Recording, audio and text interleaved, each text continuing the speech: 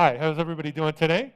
My name is Noah Gift, and I'm excited to talk today about some of these topics because they're going to address, I think, some emerging things that I'm working at Duke, some of the things that are happening in our industry, and also it's going to be fun to talk about the fact that I've been with PyCon, I guess, almost 20 years. I think the first talk I gave was I feel like I'm getting pretty old. It was almost 20 years ago.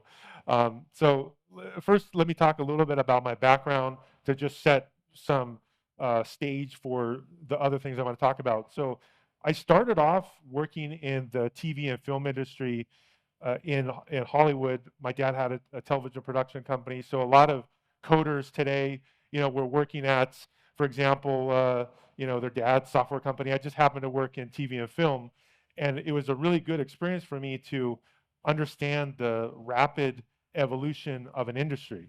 And when I was 18, I was working for ABC Network News as an editor, and I was editing live news and patching it in, and it was such a kind of aha moment, like, wow, this is all this technology is really driving our lives. And then as I got more involved in the film industry later in my career, I realized that things had gone digital. They'd gone analog to digital. So I'll get back to that in a second. And then I worked at Caltech from 2000 to 2003, and that's actually when I first learned Python. A kind of a funny story was that I was playing Ultimate Frisbee at lunch, and Titus Brown, who's also a big Python person, was always talking about Python after we would, play an Ultimate Frisbee game, and I felt like there was peer pressure, like I better learn this Python, or people aren't going to like me at Caltech. So that's how I kind of got started with Python, and that was a good period in time, about 2003, where all the analog had shifted to digital. And so I thought, you know what, I'm going to go back into TV and film here. And I had a pretty good run where for about 10 years or so, I worked on what I would call data engineering. So from that period of time, like 2003 to 2013, I worked on the movie Avatar, did pipelines in Python, worked on Sony ImageWorks pipelines for their animated movies, Disney feature animation. So in many ways, I think the data engineering with Python really started in the TV and film industry, and that was one of the innovators. And then later, I did my tour of duty in San Francisco, spent 10 years there, worked at startups. The last job I had, I built a sports social network, and we had a shot at greatness. Like a lot of startups, didn't work out. And then recently, from about, let's say, 2016 to current, I've been teaching at universities, teaching at Duke in particular. I'm executive in residence and part-time professor, and so I teach large language models, MLOps, data engineering, cloud computing, and I also had a personal goal for myself where I wanted to write 10 books. I wrote 10 books. I'm never writing a technical book again. I'm done. But I've also been working on Coursera next. And so the stuff that I've focused on the last few years is building about a master's degree worth of content that I currently have produced. So that was a fun experience to, in a way, like design what I think an AI master's would be. And I'm still going. I still got a little bit more time under my belt. So that's the background here. Let's talk a little bit about MLOps, something I'm very passionate about. So MLOps, I think, is an interesting topic because it means so many things to so many different people. But what I think is interesting about MLOps is that there's this rule of 25. And so 25% of it is going to be DevOps. 25% of it is going to be data. 25% of it is going to be your models. And then 25% is business. And you can't extract one of those things and put it away and just say, well, I like the models, or I like the DevOps, or I like the data, or I like the business. You have to have all four components to practice MLOps. I think a good example with the business side is it would be easy to say, oh, look, look at these models, they're perfect, but if your company is not making revenue, it doesn't matter. Like if you solve the wrong problem, it doesn't matter. And I think that a lot of times people get confused about MLOps and that they don't realize that DevOps is a requirement. If you don't have DevOps, you cannot do MLOps. So if you don't have continuous integration, testing, formatting, you have a notebook somewhere that's in somebody's repo. That's not MLOps. I don't know what else that is. That's something else, but that's not MLOps. You have to have automation. You have to have automated testing. And I think in particular, notebooks, I think a lot of people have talked about this, are not production software. It's not the use case for a notebook. Now, again, I've been in Python for a long time, a huge fan of Python, but I also think it's important to say this is what Python is good at. This is what Python has competing technologies against. And in particular, I would say lack of binary deployments for production software really isn't a great fit for models, because a model, if it's a 10 gigabyte model, for example, could fit pretty well in a binary deployment story. You statically link the model into the binary, you give it to somebody, you're done. Also, the CPU and memory is something that wasn't a design feature of Python. For example, with memory, in some cases, and I'll talk about this later, you can get 70 times better energy efficiency with other languages than Python. Also, concurrency. We know for years and decades people talk about concurrency. That isn't really the strength. And I would say this is another one that I don't know how many people have talked about enough, but this, I would call it the virtual environment productivity tax, which it really is a tax. So if you have a hosted environment, I think Python is beautiful. Like if you have a Colab notebook or SageMaker or something, but the fact that you have to constantly be iterating over here isn't in my opinion, a great pattern for production software. And then also modern languages, right? There's modern techniques with security, typing, and then finally packaging. I think the big issue, if I have, well, first of all, I have no influence on how Python is developed, but I would say there should be one and only one way to do packaging. And it should come from the vendor of the language. Multiple competing solutions, I think, ultimately wasn't a great strategy, in my opinion. So let's talk about Rust a little bit. Some of the benefits of Rust: binary deployment, you get it for free. So by default, you actually do cargo run, you get a binary. The performance of Rust is just exceptional. It's as good as it gets. And then if we also talk about safe concurrency, so because of the way that the compiler was built in Rust, concurrency is actually one of the safest ways that you can do concurrency of any language. Because of the borrowing and the ownership model, you automatically have these great patterns. And the libraries built, like for example, Rayon, really give that for you. And then in terms of security as well, it's a modern language that was designed for security. And I think this is a topic that isn't talked about enough, which is that we do care about security. And security is a critical issue, and it's something we should be talking about. And then finally, even though it's an emerging language and some of the things that it's doing are still behind Python, I think MLOps, LLMOps, and data engineering libraries are exceptional. And I'll talk about a little bit of those in a second. So if you're a Python programmer, I just want to talk about some of the key components. And I think as someone who's been in Python for a long time, it's easy to get tribal and say, I only do Python, or I only do Rust, but it's almost like saying, I only eat rosemary. Well, rosemary is amazing. Rosemary is good with chicken. It's good with potatoes, right? It's the combination sometimes that can make the great meal.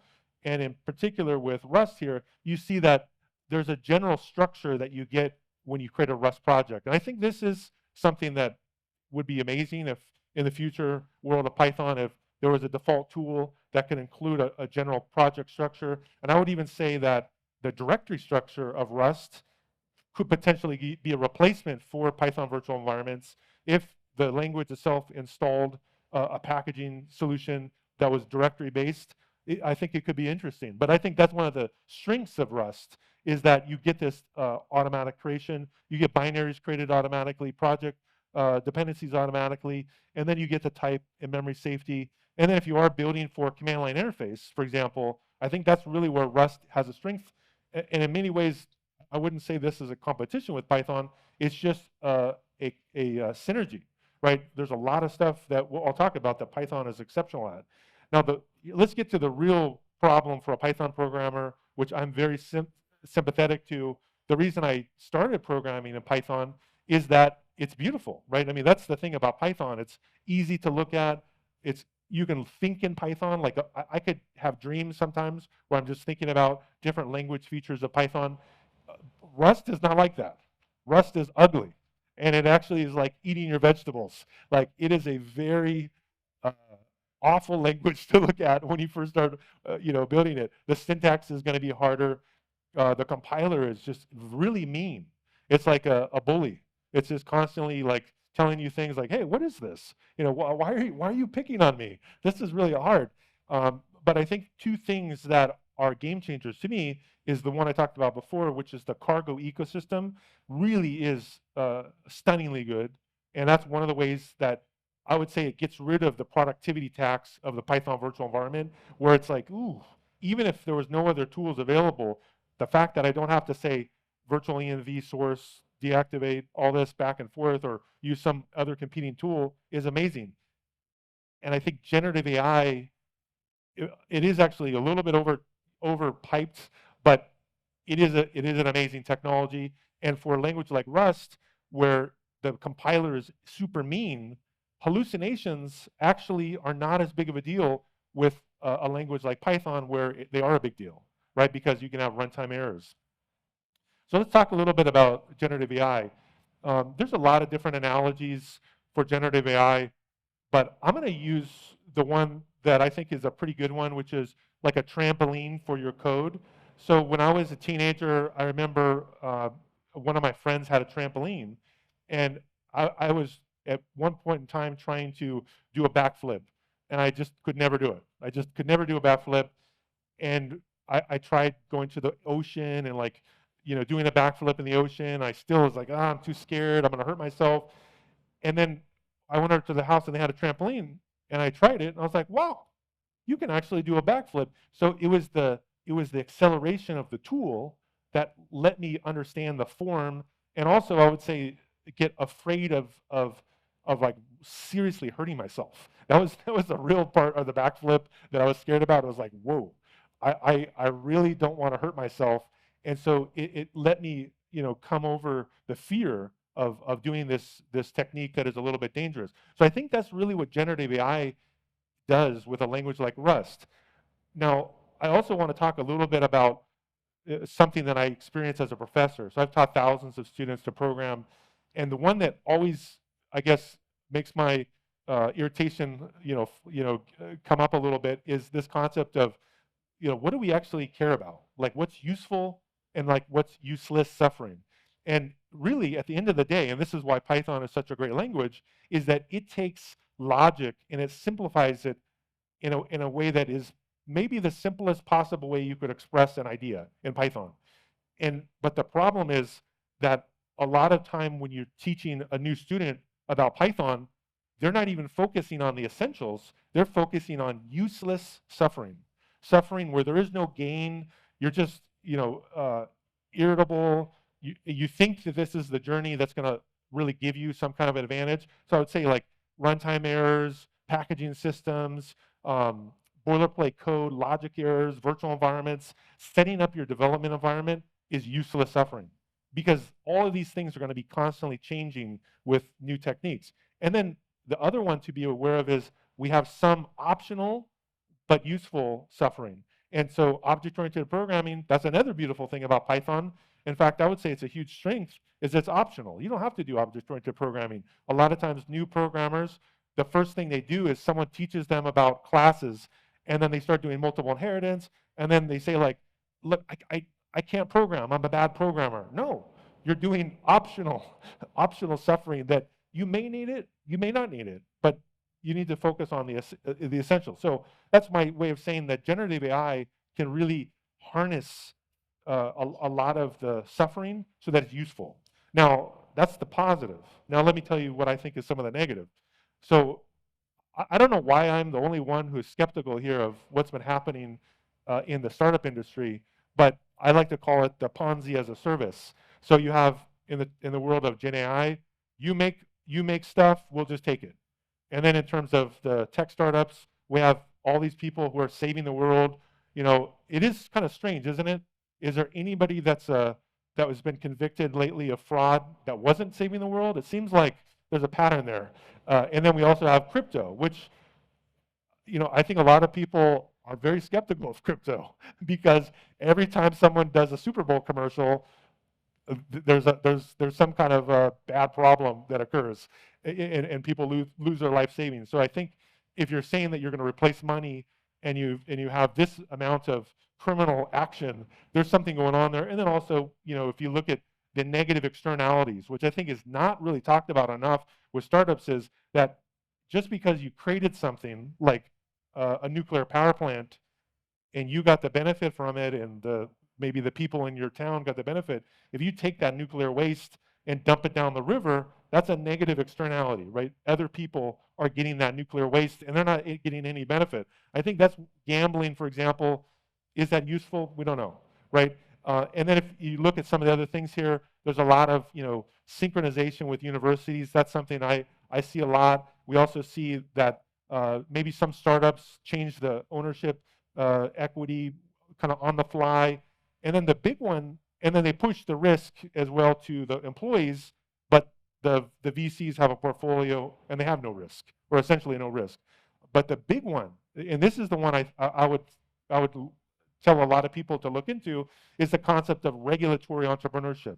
So regulatory entrepreneurship, if you just Google it, there's a pretty big paper on it. It's basically, let's break the law on purpose to make money. Then let's go lobby people in Congress to change the laws, and then that's my company. So I think what we're seeing with generative AI is the same pattern, right? With Uber, with Airbnb, et cetera. It doesn't mean that these tech startups don't do some good in the world, but I think we have enough historical data. A lot of us are data scientists. Let's look at the signal coming from the data, and let's act on the signal, which is we should exercise caution, especially if someone says, I'm building AGI, I'm helping humanity. I think we need to be very careful about all this. So this is what I tell students a lot, is when I mention, hey, we should be careful about which tools we should pick for generative AI, a lot of students will say, oh, everything's bad. All companies are bad. Or if you talk about some kind of political issue, all politicians are bad. It's like, that's a very weak ethical argument, right? Is that no, we can weigh things, right? This is in fact one of the foundational images of justice, is we have scales, right, where you weigh things. So all things are not equal, right? The other thing is that when you're looking at different technologies, you should look at multiple. Now, I'm not saying this is what you should do. This is the one I look at, is what is the corporate structure? Is it a public benefit company? Well, okay, maybe I should believe them more if they're going to solve, some huge issue for humanity. Wait, you're a for-profit company and it's all closed source? Well, maybe. Also the leaders. What have the leaders done before? If you've practiced regulatory entrepreneurship for decades, now you're not going to practice regulatory entrepreneurship. So I think this is the caution I think that people need to look at. So let's talk now about the positives here a little bit, is that my workflow for Rust, and this was really the light bulb that went off, was that, hey, I want to find the meanest language that bullies me the most and tells me I'm a bad software engineer. And so I found Rust when I want to do generative AI. And so the workflow that I typically do is I do a cargo project structure first. I'll have the different components. I am a fan of the makefile concept. I do the same thing in Python, where you have this process of building, formatting, linting, testing your code. What's interesting about generative AI, because it's really designed for a feedback loop, is that when you get a suggestion from generative AI, my opinion is you should format immediately, because just by slightly changing and this is, I would say, with Python or Rust, you're gonna slightly change the suggestion, and you're improving your code. The same with linting. Again, with Python or Rust, why would you not lint your code after you've actually got a feedback from the generative AI? Then I also will use either a different technology like Claude or the AWS Code Whisperer to actually just add another signal. So I think if you have a very good structure for your project, you get the most benefits out of generative AI. So let's talk a little bit about Python, though, because this is a Python conference. And let's talk about the stuff that is amazing about Python. So, and again, as teaching students, these are the things that I see quite a bit, where students are really have gotten the message that Python is a great language, is that the data science libraries are impressive, right? There really isn't a competing solution with the depth of the data science libraries in Python. For prototyping, it's impossible to prototype quicker than a language like Python. Again, you can think in code, right? You can have an idea and it just comes out of your fingertips. In fact, in many ways, is generative AI even helping you if you're an expert on Python, because the syntax of Python is so good? Also, the deep learning libraries, PyTorch, TensorFlow are amazing. And then these are the ones I think that are not talked about enough, is teaching and API documentation. We're blessed in that pretty much any API anywhere, you're going to come across a Python API documentation. So if you want to learn something, everybody should learn Python, even if you don't like Python and you want to program in C# or something like that. The API documentation is so amazing. And then for teaching, I've heard lots of different competing topics about teaching, but I think Python is amazing for teaching because, again, you're eliminating the useless suffering and you're focusing on the logic. Now, let's talk a little bit about those success. If you look at exponential growth does, by definition, cannot always be exponential. So now we're at a point now where, this is more of a question, is are there any language features that are going to increase adoption? Or another way to put it is 30 years of success with Python is amazing.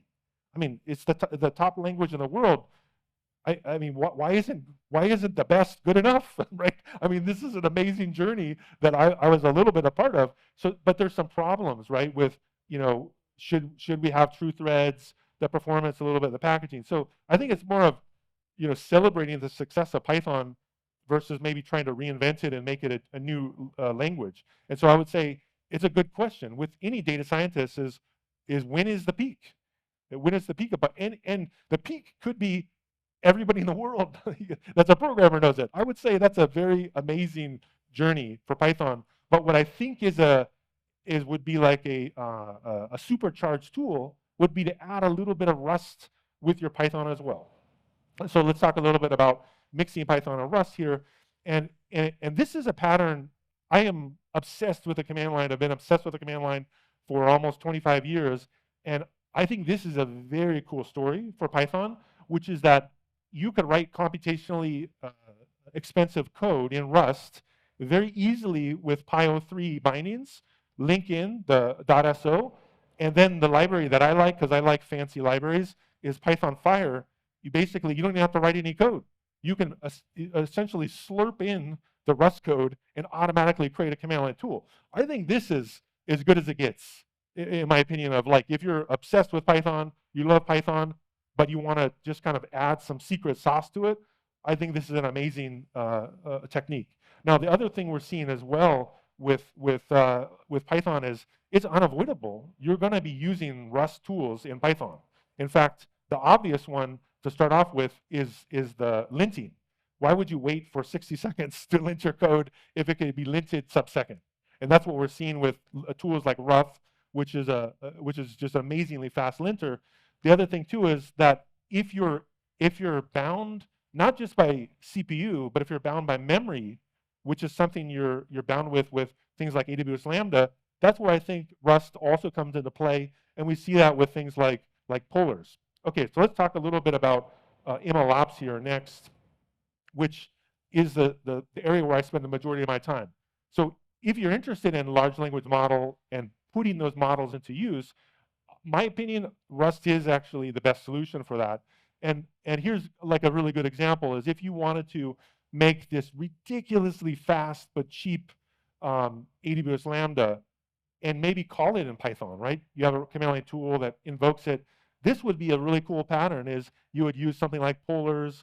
You would get, millisecond response. You could even target the ARM environment to save money. And so it again, it's almost like putting that .so file inside of your PyO3 command line tool is you could slurp in this particular feature. Now, let's talk a little bit as well about in LLMOps that I think it's important to think about a cloud-based development environment. Now, there's a lot of stuff going on this slide, and I'll share it with you later, but the advantage for large language models is I think maybe a lot of you have probably tried to run a large language model. Well, if you don't have an NVIDIA GPU, have fun, right? So this is where the GPU-enabled workflow becomes very amazing. And what we're seeing as well is that we're seeing an emergence not just of the notebook-based workflow with GPUs, but we're also seeing editors. And I think this is an emerging thing that we haven't totally seen yet, is why don't I have a cloud-based editor that is actually has GPU enabled with it? We see only the notebook. Now, one of the things that I'm focused on here with the students at Duke, and actually Duke is going to become more and more involved with this, is actually, I would say, almost creating a solution that was like the old days of Linux and Windows, where why would you use Linux? I mean, I actually like Windows Server, by the way. I like IAS, I like C#. I also like Linux more. And I like that there's a solution that's available. What I see with large language models is that with tools like Rust Candle, if you haven't tried it, it's shockingly good, is that once you've done a compilation and you target a GPU, you get a binary, you're done. All you have to do is do binary --s prompt, and you can start running, open source competitors to OpenAI. You can run your own coding assistants. All of these are actually available because of the inherent features of Rust. So one of the things that I'm working with Duke students on is actually figuring out a way to evangelize every single recipe that you would ever need. How do I set up a build system? How do I do ethical sourcing of data? How do we do the build system on all cloud platforms? And eventually, one of the things that we're also thinking about is, could we even do like the old days of Linux, where if you remember how Linux first was distributed, there's a .so, there's an ISO file, and there was mirrors at public universities. Can you imagine if, in fact, there's just binaries that are available that have there maybe a binary that statically links in the model, and you could say for grandpa, grandma, hey, here we go. Here's your own open source tool. And I would say that related to this is what I see happening that kind of ties everything together, is that in perfect competition, all profit leads to zero.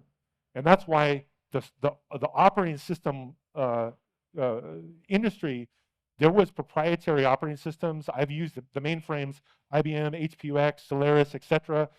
But what happened was, in perfect competition, all the profit diminished. So I think we're also going to see this with, right now, you see that there's proprietary operating systems. But one of the things about the hype cycle that I would ask everybody to really pay attention to is, why is it that you're trying to do attempted regulatory capture right now? Like, we just got started with large language models, and people are going to Congress and saying we need a license to. It's like saying I need a license for linear regression. Like, this is the most ridiculous thing I've ever heard. And then if you look, though, what it could be is that there is no advantage. There's nothing. Everybody can do linear regression. Everybody can do k-means clustering. So eventually, this is what I think is going to happen, and I want to be part of it, is I want to reduce all profit to zero. Doesn't mean that people aren't going to make profit as training and services, integrations, etc. So how could we do this? One of the ways that we could do this is by accelerating the Gen AI profit to zero approach. And so, we could, in this, again, I'm personally doing this, and I'm doing this with Duke University as well, is I want to create as many example recipes, like reverse engineer every single thing you need to do for large language models. Also, not having specialized services or vendor necessary at all. Not that vendors aren't great. Hey, it's in competition, you want all kinds of solutions, but ultimately, I think having solutions that have no vendors specifically baked into them are an advantage. And then I think this is the big one too, that I'm kind of shocked at us tech people for not really diving into more, is this idea that, like, because I took it, it means that it's okay. Like, it's a very strange, mentality, which is, well, yeah, we found these pirated data sets on the internet, and somebody else broke the law, so it's okay. Well, no, it's not okay. It's not okay to pirate people's data. That's disrespectful. In fact, you need to actually have people's consents. So I think ethically sourced data could be a huge competitive advantage. In fact, is that I think a lot of people are like, hey, anything you do in tech is okay as long as it works. But the end result of that is that you could compete on saying, look, we're going to ethically handle sourcing data, and that's how we're going to compete against you. And then also having, like, the mentality of free and open source software, and actually have nonprofits libraries, universities actually help with this. And I would say I'll leave on this, and I don't know if we have time for questions or not. I'm here. You can ask me afterwards. But I mean, imagine the dystopian world where, when I was a kid, I would go to the library every single week, and I would get books, and I would read books, and that was my source of information. I mean, can you imagine having a world where you actually have to call somebody's chatbot that's proprietary, that somebody owns, and that's all source of information?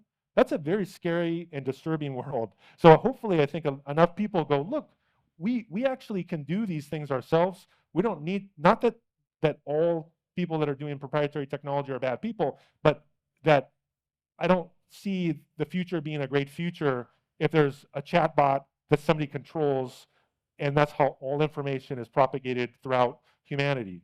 I think that's not a good strategy, and we can all be part of the solution. So that's it for my talk. I also have a bunch of links here. So even though I did a lot of like jabbering and pontificating, this is all code, all hard code, hundreds and hundreds of recipes on like Candle Cookbook, Rust MLOps, also Python. I have my opinions for Python for MLOps, data engineering, Lambda, etc. All right. I don't know. Yeah, I don't know. Do we have any time for questions, or we're good? Okay. Thank you so much.